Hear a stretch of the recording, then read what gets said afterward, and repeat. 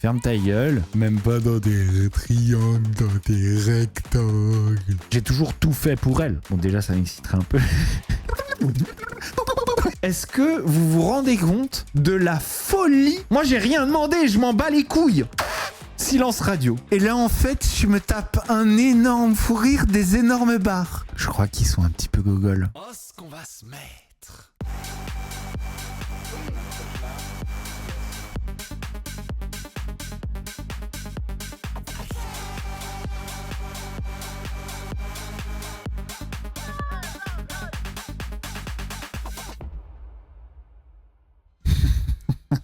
Cette tête avec la casquette de travers. C'est effroyable de n'avoir aucune classe à ce point. Il y a plein de petits trucs à faire ce soir, mais on continue cette petite enquête. Et j'ai d'ailleurs eu des nouvelles. Il y a quelqu'un qui m'a contacté. Petit indice, il ressemble à un prince de Disney. Il fait environ ma taille. Il a les yeux bleus. Il a un accent légèrement italien. Niccolò Federico Ferrari de Milano. Il m'a contacté par rapport à l'histoire de Vivi. Je lui ai répondu. J'attends d'avoir une réponse de nouveau. Je pense qu'on en saura plus, mais en tout cas déjà ça m'aiguille. Il y a aussi l'une d'entre vous qui a été assez perspicace et qui, en écoutant bien le podcast, a trouvé une information supplémentaire. On va regarder ça, et puis on a pas mal de petites actus, pas mal de petites vidéos à regarder ensemble ce soir. Allez, on enchaîne. Les amis, on a parlé ces derniers jours du podcast de Vivi.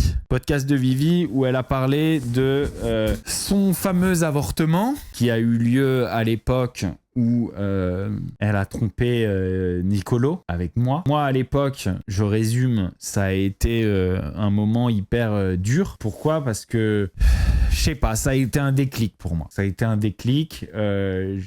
Aujourd'hui, si je veux avoir un enfant, c'est ce moment-là qui a été un peu décisif. Parce qu'il y a eu ce moment-là. À ce moment-là, pour moi, ça a retourné mon monde un petit peu. Et à partir de là, j'ai changé de... Je me suis projeté. Dans ma tête, je me suis projeté. J'ai changé d'opinion là-dessus. À l'époque, moi, directement, je suis descendu dans le sud de la France pour assister Vivi dans cette épreuve qu'elle devait traverser. Elle semblait vraiment touchée, affectée. On a beaucoup pleuré. Ça a été un moment difficile, mais en même temps, un moment, je pense, qui nous a liés aussi, d'une certaine manière. Et là, aujourd'hui, elle sort ce podcast, alors que, voilà, on n'en avait jamais parlé. Je savais qu'elle voulait pas en parler. On n'en a jamais parlé. Aujourd'hui, elle sort ce podcast et elle déballe tout. Et elle déballe tout en rigolant et en faisant des allusions à des blagues, des private jokes. Ça semble un peu moqueur. Il y a des blagues bizarres. Ce qui m'a fait penser, et je vous l'ai dit hier, voilà, je veux dire, il n'y a pas 37 000 solutions par rapport à cette blague, qui m'a fait penser que peut-être elle m'avait menti à l'époque. Elle m'avait menti et elle m'avait dit que c'était moi pour peut-être avoir un soutien psychologique, mais elle en était peut-être pas sûre. Je ne vois que cette possibilité-là. Et aujourd'hui, elle s'en moque, elle en blague avec une parfaite ordure, quelqu'un de méprisable, autant physiquement qu'intérieurement. Et donc ça me touche et ça me donne envie de creuser. Il y a quelqu'un qui, à propos de cette vidéo, m'a envoyé un message. Regardez. Hello, dans son podcast L'avortement, au timecode 2640, quand elle parle de sa situation amoureuse au moment où elle découvre qu'elle est enceinte, Thomas, le mec d'Anaïs, dit « Même pas dans des triangles, mais dans des rectangles ». Et c'est un truc, j'ai pas du tout fait attention. Je me rappelle qu'elle le dit, j'ai pas du tout fait attention. Et il est vrai que... Alors peut-être que en fait c'est mon inconscient qui l'a compris à ma place, parce que ça m'a fait penser ça. Et hier j'ai émis l'hypothèse qu'il y ait même encore une personne de plus. Je pense qu'il fait référence au fait qu'elle avait 4 mecs en même temps, et Anaïs dit chut. Alors on va réécouter ce passage. C'est quoi ce bordel? Et je me souviens, j'appelle Johan, je suis enceinte, et lui, mais c'est pas possible, mais... Vous voyez, elle dit Johan, mon ancien meilleur ami. Ok, donc ça veut dire que, par exemple, Johan, elle est plus amie avec, déjà. Ça fait une personne avec qui elle est plus amie. Donc, qu'est-ce que je vais aller demander à Johan aujourd'hui ? de me donner des informations vis-à-vis de ça. Genre, Johan, à mon avis, il veut plus en entendre parler, il veut plus avoir d'histoire dans cette affaire. Je vous le dis, ça sert à rien d'aller parler à Johan. Voilà, avec Johan, on se suit, mais je vais pas le mettre dans cette histoire. Parce qu'on est d'accord que c'était pas possible du tout de le garder dans le contexte dans lequel tu étais. Mais jamais Écoutez. de la vie. Genre, c'est-à-dire que j'y ai même pas réfléchi une seconde, tu vois. Mais j'étais sous le choc parce qu'en fait, quoi? Même pas dans des triangles, dans des rectangles. Même pas dans des triangles, dans des rectangles. Je peux plus me le voir, lui. Oh là là, je peux plus me le voir. Le Golemont des enfers. Et donc ça, moi, à ce moment-là, je l'ai entendu. Je l'ai pas relevé, mais je pense que c'est mon inconscient qui l'a relevé à cette époque. Il y avait 3 mecs. Donc il y avait moi, il y avait Nicolo, qui, selon elle, était... Parce qu'à l'époque, elle a dit oui, Nicolo, c'était déjà fini. Elle a dit ça à l'époque. Mais là, maintenant, on découvre que pas du tout. Ok ? Et enfin, une 3e personne. Et ça expliquerait... Parce que, je veux dire, si le calcul de la gynéco des enfers... Non, ferme ta gueule, écoute-moi bien, elle savait pas. Je comprends que dans ces moments-là, finalement, peut-être... tu te réfugies auprès de la personne qui t'aime le plus, peut-être. Tu te réfugies auprès de la personne qui sera là pour toi, peut-être contrairement aux autres. Tu te réfugies auprès de la personne qui veut le plus ton bien, parce que tu es dans un moment de vulnérabilité. Et je comprends qu'elle se soit tournée vers moi, parce que j'ai toujours été irréprochable avec Vivi. Je l'ai toujours placé avant moi. J'ai toujours placé son bonheur avant le mien. Toujours. Je l'ai toujours mise sur un piédestal. Je l'ai toujours mise en valeur. J'ai toujours tout fait pour elle. Et je pense pas qu'à ce moment-là, elle se sert de moi, mais dans ce moment de faiblesse, elle va choisir de se réfugier auprès de la personne avec qui elle se sent le plus safe, le plus en sécurité. Et je pense que c'est ça qu'elle va chercher chez moi. Cependant, il est malhonnête de ne pas me dire la vérité. Alors, Nicolo m'a contacté. Alors là, j'ai pas de réponse encore, mais il m'a envoyé un screen. Il m'a dit, c'est quoi cette histoire d'avortement ? On m'envoie des messages par rapport à cette histoire depuis hier. Donc je vais vous dire, Nicolo n'a jamais même été au courant de cette histoire d'avortement. Ce qui, à mon sens, dans le cas où il est possible que ça ait été lui, quand même un problème, quoi. Vous imaginez si c'était peut-être lui et que c'est moi qu'elle a contacté et que c'est moi à qui elle a demandé de l'aide, alors que si ça se trouve c'était lui, chaud. C'est peut-être moi qui mets au courant Nicolo pour la première fois de toute cette histoire. En tout cas, dès que j'aurai des nouvelles, j'espère pendant ce live, et si c'est pas pendant ce live, je vous en donnerai les prochaines fois. Mais en tout cas, Nicolo n'a jamais été mis au courant. Si c'est pas de lui, c'est soit de moi, soit d'une autre personne avec qui Vivi l'aurait trompé. Et si tu appelais Vivi pour avoir une réponse claire, j'ai déjà demandé à Vivi à quoi faisait référence cette histoire, et elle m'a basé, elle a dit c'est pas important, ça te regarde pas, c'est pas important, non, je suis fatigué, laisse-moi. Donc je vais pas insister, je lui ai demandé.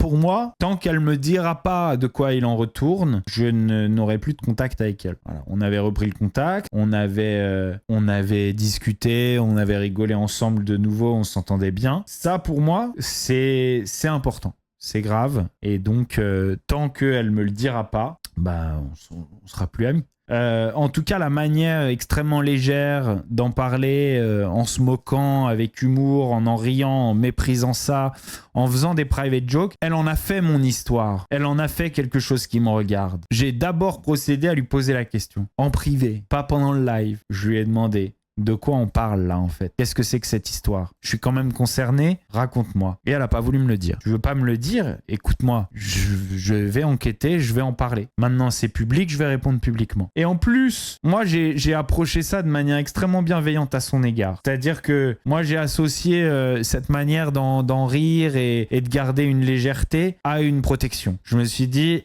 elle essaye de se protéger. Moi, c'est la première fois que j'ai regardé ce podcast, je l'ai regardé, mais genre avec mon cœur qui battait à 100 à l'heure. Je vous le jure. Je m'étais dit, je vais aller faire une sieste. J'ai pas fait de sieste. J'étais comme ça, j'avais mon téléphone Mon cœur, il battait à 100 à l'heure. C'est comme si je revivais ce moment-là. Et du coup, je faisais pas attention aux détails. Et surtout, je mettais cette histoire sur le fait que... Enfin, je remettais cette manière de traiter le sujet sur un genre de bouclier, quoi. Pour faire, ouais, ça m'a pas touché, je suis une grosse dure, etc. Parce que moi, je me rappelle de comment elle était. Et elle était touchée à cette époque. Elle l'était touchée. J'étais pas là pour rien. Je suis pas arrivé là et on faisait des blagues, etc. Non, c'était une ambiance lourde. Hein. C'était pas facile. Et du coup, moi, je me suis dit, c'est une manière de se protéger. Sauf que j'ai pas fait attention et j'ai pas tout regardé sur le moment parce que je me suis dit, je regarderai en stream. Même en stream, de nouveau, je regarde. Et encore une fois, je fais pas attention aux détails.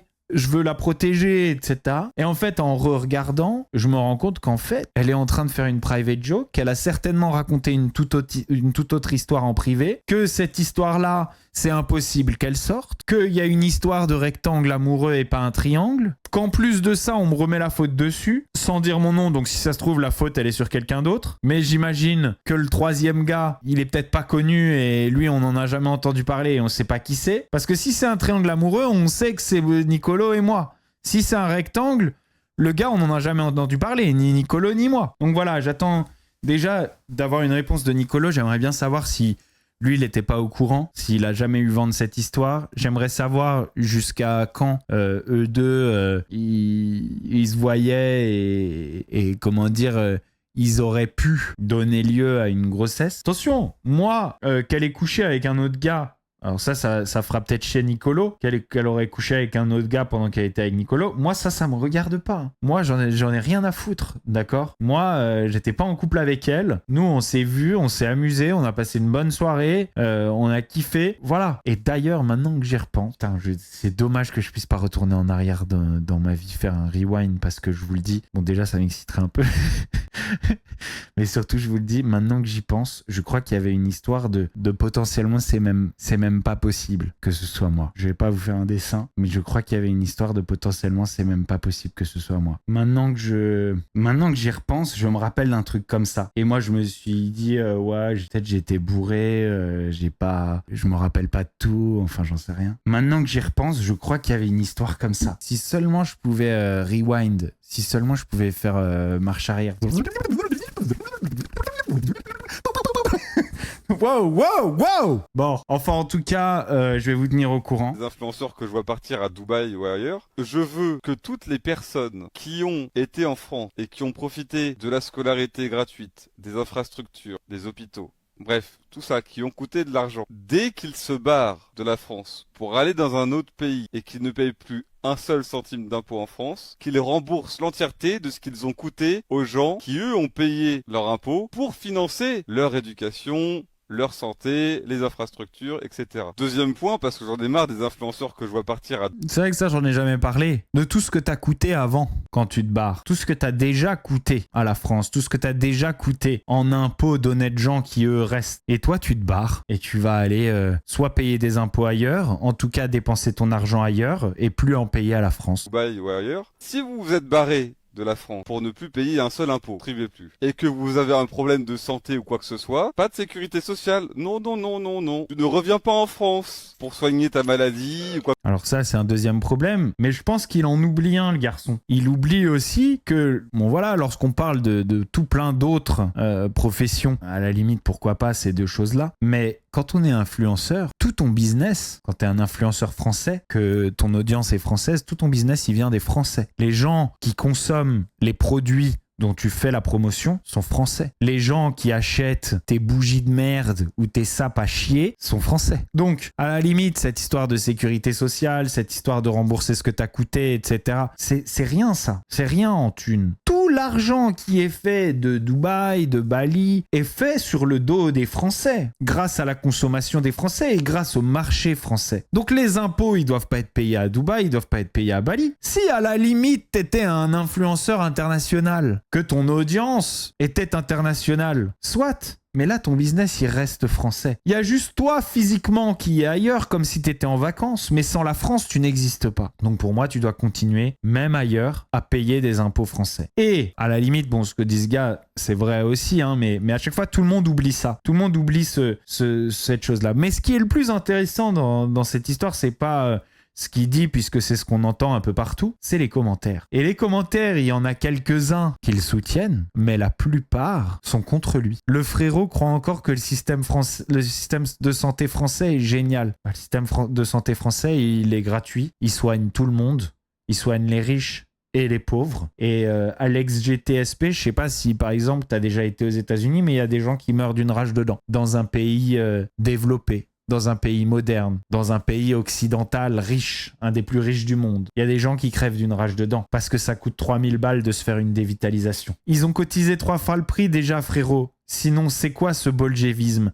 Les amis, vous avez une horde de Français sur son contenu, une horde de Français, et j'en passe parce qu'il y en a des tonnes, qui viennent lui chier dessus à lui. Alors que ce gars-là est en train de les défendre contre des gens, les influenceurs en question, qui leur chient dessus, qui profitent de leur argent, qui ne participent pas au système qui est censé, eux, les aider à vivre, et qui en plus dépensent leur argent dans une autre économie que celle qui les concerne. Les amis, on est en face de gens pauvres qui sucent des humains qui les baisent. Est-ce que vous vous rendez compte de la folie de la situation? À ce rythme-là, c'est comme s'ils leur faisaient caca dans la bouche et que ces gens disaient merci. Mais plus que dire merci, ils vont s'insurger contre les gens qui les critiquent. J'espère que vous réalisez dans quelle... incohérence totale on baigne aujourd'hui. Et on enchaîne sur un sujet qui va peut-être plus qui va être peut-être plus divertissant. Regardez, les amis, Léna Situation a offert son livre à Amine. Mais regardez. Merci, il y a Léna Situation qui m'a offert son livre. Et d'ailleurs, dedans, il y a un super message pour moi, si vous voulez le voir. Enjoy Anime. Bah, merci beaucoup Léna en tout cas. Même si moi c'est Amine. Merci, ça fait super plaisir. Alors, j'ai toujours eu un avis négatif sur ce gars. Voilà, je l'ai jamais beaucoup apprécié. Tout ce que j'ai vu de lui m'a toujours un peu dérangé, énervé, agacé. Pour le coup, là, je le trouve très fort, très drôle, très pince sans rire, très drôle dans la manière de montrer ça, et puis surtout courageux, parce que Léna, elle aime pas disons qu'on soit pas trop d'accord avec elle ou qu'on montre ses faiblesses. Elle va sûrement assimiler ça à une incitation à la haine et au harcèlement et aux menaces de mort. Il y a de grandes chances. Je serais lui, je ferais quand même un petit peu attention. Donc pour une fois, force à Amine. Ouais, même si j'ai pas toujours été d'accord avec lui, vous voyez, je suis objectif. Là, je trouve son intervention hyper drôle, hyper pertinente, hyper révélatrice aussi. Révélatrice parce que je vais vous dire, moi, le dernier message que j'ai de Léna Situation aujourd'hui, c'est Bastos, j'aimerais bien t'envoyer mon bouquin. Est-ce que tu peux me donner ton adresse? Ça, c'est le dernier message que j'ai de Léna Situation. Donc moi, très gentiment, alors que j'ai rien demandé. Hein. J'ai rien demandé, vous savez pourquoi hein. J'ai rien demandé parce que il m'intéresse pas, le livre. Pourquoi il m'intéresse pas? Parce que un livre de développement personnel de Léna Situation, moi, si vous voulez savoir comment Léna Situation a réussi, je peux vous le dire. Hein. Et ça prendra qu'une page en MS sans sérif, taille 88. Travaille plus que les autres et sois ami avec les gens qui te servent. C'est aussi pourquoi Léna dira sûrement rien à propos d'Amine qui dit qu'elle s'est trompée. Je vous le dis, le bouquin il pourrait se résumer à ça s'il était sincère. Maintenant je vous explique. Donc moi elle me dit, moi vraiment, hein, je me dis écoute, ça me fait plaisir qu'elle pense à moi, je vais pas l'envoyer chier. Donc je lui dis oui, avec plaisir, envoie-moi ton bouquin, tiens voilà mon adresse. C'est pas genre elle me l'a envoyé, il s'est perdu à la poste, j'ai oublié d'aller le chercher, je l'ai perdu machin et tout, non. Non, c'est mon message de réponse, il a même jamais été vu. T'es venu me demander à moi mon adresse pour m'envoyer ton bouquin. Avec gentillesse, je te réponds, je t'envoie mon adresse avec bienveillance et elle ne lit jamais mon message de réponse. Elle l'a jamais lu, jamais envoyé. Même pas un « Ah, désolé, j'en avais plus » ou « Ah, désolé, finalement, j'ai décidé de l'envoyer à quelqu'un qui... Finalement, j'avais que 300 bouquins et t'étais 301e sur la liste des gens les plus influents à qui je pouvais l'envoyer ou désolé, il y a quelqu'un qui m'a répondu qui avait plus d'abonnés que toi, donc je pouvais pas te l'envoyer. Je sais rien. Même pas un message d'excuse. Non. Moi, j'ai rien demandé. Je m'en bats les couilles. Je m'en fous du bouquin. J'ai pas dit, oh, s'il te plaît, Léna, tu peux m'envoyer un bouquin, me dédicacer, s'il te plaît, je voudrais apprendre comment on fait fortune, comment on devient égérie Dior, s'il te plaît, dis-moi. Non.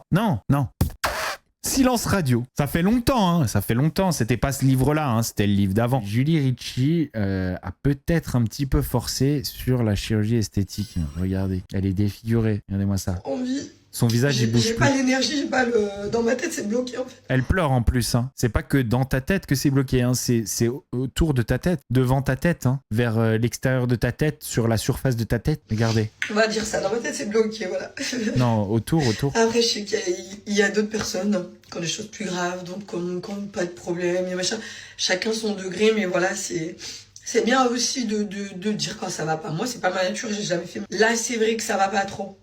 Après, je pense qu'il y a des périodes où on change tout. En tout cas, tu nous diras quand tu rigoles aussi. En fait, n'hésite pas à nous faire un petit débriefing de tes émotions. Parce que en fait, du coup, on peut plus trop les connaître, nous. Parce qu'on peut pas voir, en fait, ta tête, elle bouge pas. Donc là, c'est sympa de nous expliquer que t'es triste. Parce que à part les yeux vite fait un petit peu rouges, on peut pas trop être au courant. Bah là, en fait, je suis en train de rigoler de fou, parce que j'ai un pote qui m'a fait une blague trop bonne. Et là, en fait, je me tape un énorme fou rire, des énormes barres. Je sais que ça se voit pas de ouf, mais ça fait plaisir que parfois, quand on a eu des moments difficiles, on ait un peu des moments pour décompresser. J'ai du mal à utiliser le terme décompressé parce que je me sens parfois un petit peu compressé. Mais en tout cas, j'imagine qu'avec l'âge, ça devrait aller mieux. La malade, elle a été trop loin. Allez, on termine sur une note de positivité. Un jeu dont j'ai absolument pas compris l'intérêt. À toi. Ah non, oui. tu choisis les tiens. Mais non, à toi du coup, que toi tu vas prendre. Mais c'est que toi tu vas Mais prendre. non, tu choisis dans les tiens, ceux que je dois venir manger. Mais non, c'est la boum, c'est ça que tu vas choisir toi, vas-y, arrête. N'importe quoi. Mais non. Je choisis les tiens, tu choisis les miens que je dois pas prendre. Vas-y, arrête d'être débile, s'il te plaît. Mais non. Non, je ne vois rien du tout, je vois que mon chien. Ok. 3. Le miroir et tout. Non, déjà je suis ça. pas pareil. Donc là, je choisis dans les tiens. Oui. Elle est un peu con. Cassandra là, tu comprends pas le jeu? En gros, c'est un genre de la bataille navale. Et moi je me disais, il pourrait faire des... Genre, je sais pas si c'est des bonbons ou des trucs. Il pourrait faire des bonbons avec un goût différent, quoi. Je le comprends pas. Alors, il décide de gâteaux qui sont les bombes. Et après, ils doivent... Je veux dire, c'est complètement... c'est juste le hasard, quoi. Ça n'a aucun sens, ça n'a aucun intérêt. Si ça a le même goût. Et alors, attendez, vous êtes pas au bout de vos surprises. Ok, c'est bon. Safe. Bravo. Ah, tu les manges pas? Ouais, super concept. Et en plus, elle les mange pas. Elle, en plus, elle fait semblant de les manger. Elle fait comme ça. Et après, elle les jette. Pourquoi tu fais semblant de le manger? Pourquoi tu le poses pas de côté, tout simplement? Pourquoi il n'y a pas un goût différent sur les trucs qu'on doit pas manger? Genre, à aucun moment, ils se rendent compte pendant qu'ils jouent que le jeu est nul. À aucun moment, ils se disent... Bon, bah, on pourrait peut-être mettre, je sais pas, tremper les mauvais dans de la sauce épicée ou dans du gasoil ou dans notre trou du cul, histoire que ça ait un goût différent, quoi. Je me demande à quoi ressemble leur vie de couple. Je pense, honnêtement, j'ai pas vu la traîne, mais je pense qu'ils ont raté quelque chose. Ils ont raté quelque chose. En fait, ils ont mal imité un truc et ils croient qu'ils s'amusent. Ils s'amusent pas. Je pense que c'est obligé, ils ont raté un truc. Ah, mais si là j'ai le bon, j'ai gagné. Les 3 seront des booms. Là, si j'ai le bon, j'ai gagné. Ah bon? Bah oui. Merde. Bah après, ce sera que des boum boum boum. Purée, il faut que je sois... Ah non, ce serait incroyable. Je crois crois qu'ils sont un petit peu gogoles. J'ai peur qu'ils soient pas fut-fut. Attends. Et après, maintenant, c'est carrément lui qui le mange pour pas gâcher. Ok. Donc là, il y en a deux qui sont Ça, il bons. te reste une boule. Hein. En plus, ils font des stratégies. Comme Simon Castaldi au casino. Mon gars, c'est du hasard. Ça sert à rien de faire des stratégies. C'est du hasard, la roulette, d'accord? Ça sert à rien de réfléchir où tu vas mettre tes jetons, d'accord? C'est pareil. C'est du hasard. Pour moi, la boum, elle est où? Ah ouais. Et toi, Ryan? Boum. Tiens, je suis trop fort. Moi, je les vois bien après cette vidéo, genre se regarder en chien de faïence. Comme ça. T'es bien, hein? Ouais. Je pense pas qu'on a loupé une nuance du jeu. Toi, t'as rien mangé. Toi, moi, j'ai mangé tes gâteaux. Bon, tant pis. On fait quoi maintenant? Oh, le jeu nul! Bon, les amis, c'est tout pour cette vidéo. Si vous l'avez kiffé, vous oubliez pas, vous mettez un petit pouce bleu, vous souscrivez à la chaîne. Vous activez la petite cloche pour ne louper aucune des vidéos de Bastos TV. Vous venez nous suivre sur Twitch, I Love Bastos. Vous allez vraiment vous régaler parce qu'ici, on s'amuse comme des petits fous. Je vous fais des gros bisous. Ciao, ciao. Oh, ce qu'on va se mettre! Oh, ce qu'on va se mettre!